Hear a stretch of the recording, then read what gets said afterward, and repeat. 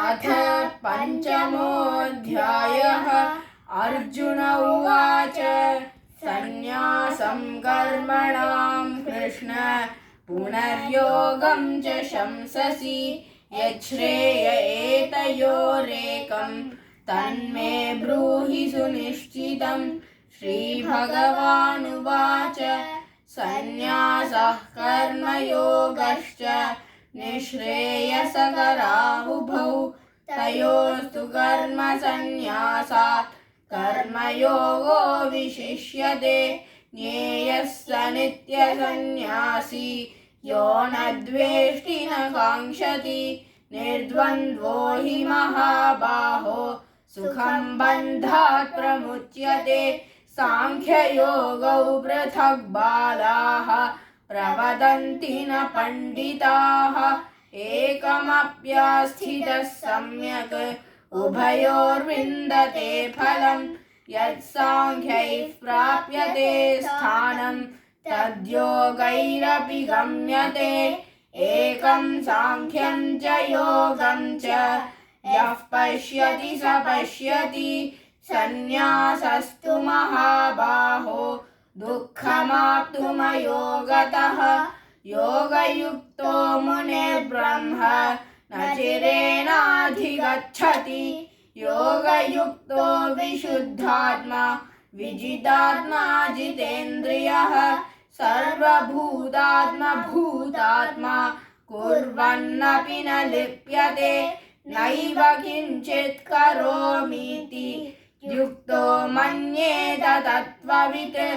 पश्यन् शृण्वन् स्पृशन् जिघ्रन् अश्नन् गच्छन् स्वपन् श्वसन् प्रलपन् विसृजन् गृह्णन् उन्मिषन् निमिषन्नपि इन्द्रियाणीन्द्रियार्थेषु वर्तन्त इति धारयन् ब्रह्मण्याधाय कर्माणि सङ्गं त्यक्त्वा करोति यः लिप्यते न स पापेन पद्मपत्रमिवाम्भसा कायेन मनसा बुद्ध्या केवलैरिन्द्रियैरपि योगिनः कर्म कुर्वन्ति सङ्गं त्यक्त्वात्मशुद्धये।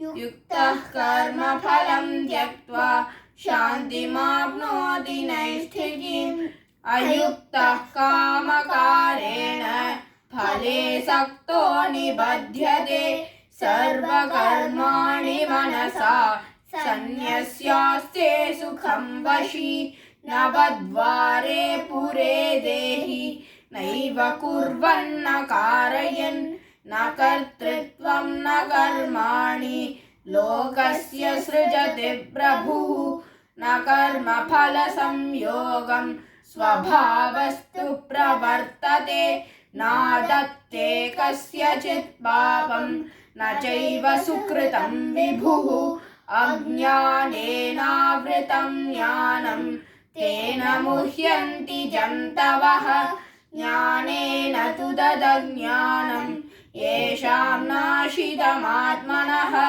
तेषामादित्यवज्ञानं प्रकाशयति तत्परम् तद्बुद्धयस्तदात्मानः तन्निष्ठास्तत्परायणाः गच्छन्त्य पुनरावृत्तिं ज्ञाननिर्धूतकल्मषाः। विद्याविनयसम्पन्ने ब्राह्मणे गविहस्तिनि शुनि चैव श्वपाके च पण्डिताः समदर्शिनः इहैव तैर्जितः सर्गः येषां साम्ये स्थितं मनः निर्दोषं हि समं ब्रह्म तस्मात् ब्रह्मणि ते स्थिताः।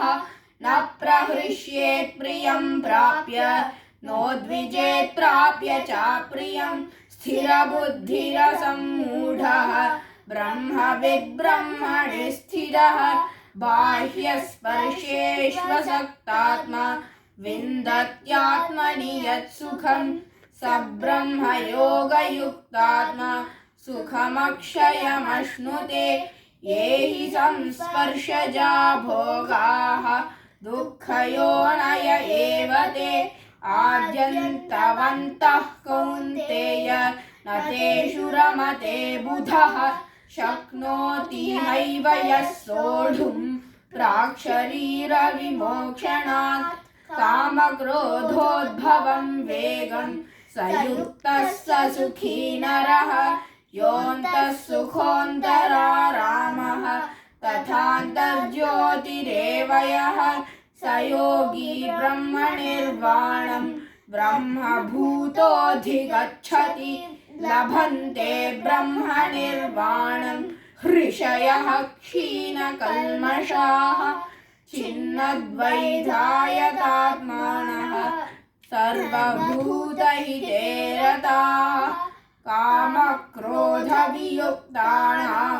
यतीनां यतचेतसाम् अभितो ब्रह्मनिर्वाणं वर्तते विदितात्मनां स्पर्शान् कृत्वा बहिर्बाह्यान् चक्षुश्चैवान्तरे भ्रुवोः प्राणापानौ समौ कृत्वा नासाभ्यन्तरचारिणौ यातेन्द्रियमनोबुद्धिः मुनिर्मोक्षपरायणः विगतेच्छाभयक्रोधः यः सदा मुक्त एव सः भोक्तारं यज्ञतपसां सर्वलोकमहेश्वरं सुहृदं सर्वभूतानां ज्ञात्वा मां शान्तिमृच्छति इति श्रीमद्भगवद्गीतासु उपनिषत्सु ब्रह्मविद्यायां योगशास्त्रे